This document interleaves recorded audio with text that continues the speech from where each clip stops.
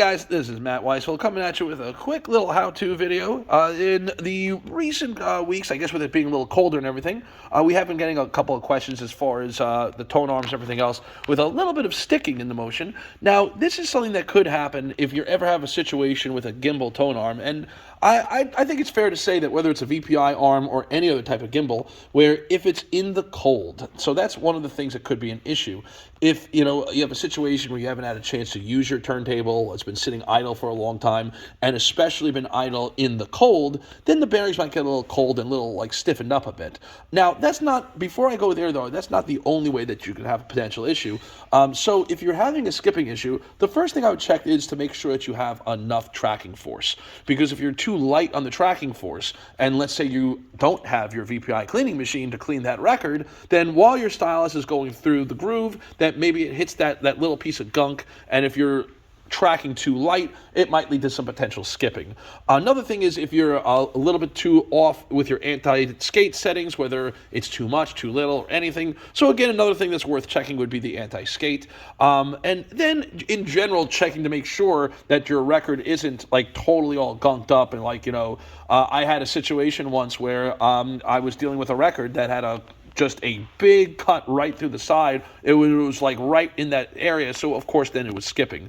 Now again, what I mentioned before, another issue would be if the bearings get cold. This is something that would happen, for example, not too long ago, I went to go help somebody with their turntable, and I walked in and it was an ice box. It was absolutely frozen. So guys, make sure that, maybe keep the heat on a little bit or something, or when you go to listen. And in general, it's not really a good idea to freeze your system in general. Now, back in the day, growing up listening with this in the house, I remember my dad, Harry, would actually have a heat lamp. I mean, it was a dual purpose thing. It was so you could see the darn thing, but also it stayed on there and kept the table a little warm. So not that you have to like heat this up like you have a chicken, you're trying to lay some eggs, but you want to have it where you have that light where you can see it stays a little warm, and you don't want to have it where your system is frozen over here. So now, in the event that you're in this spot, and what I did in that individual's home was I took the turntable, and hence why we're doing this here.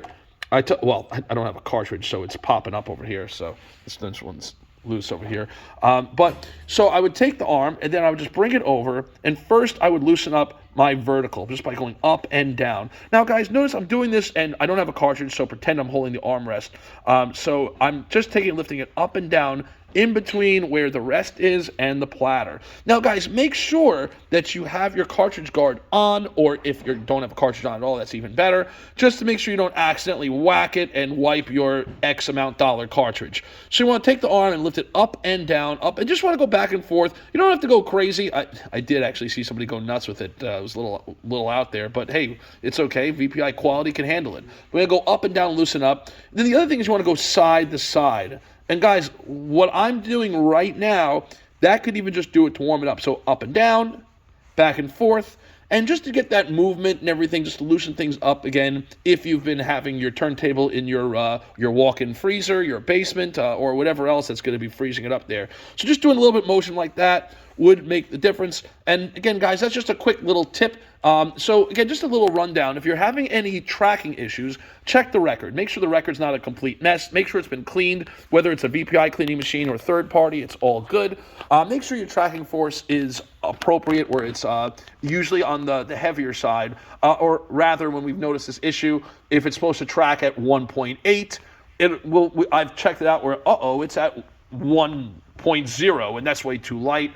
And again, anti-skate, whether it's too much or too little, so make sure, and you can check that accordingly based upon what tools of measure you're using. And then again, the last thing which I mentioned is making sure that it's not a heat issue, where your bearings are so cold, and that can happen again if it's in a cold space for too long, or if it's just been months. I mean, sometimes we don't have a chance to enjoy our audio bliss, and we can't have a chance to get there, and if it's been sitting too long, you may need to move it around. So again, taking off my guard, up, side to side, and just doing that a couple of times should do the trick if you're having that kind of situation. So guys, I hope you enjoyed that quick little how-to on how to keep from having any skipping. Of course, there are other things that you can do as well, but those usually cover the main gambit of potential problems you can have. I'm Matt Weisfeld, coming at you at VPI over here, and see you all next time.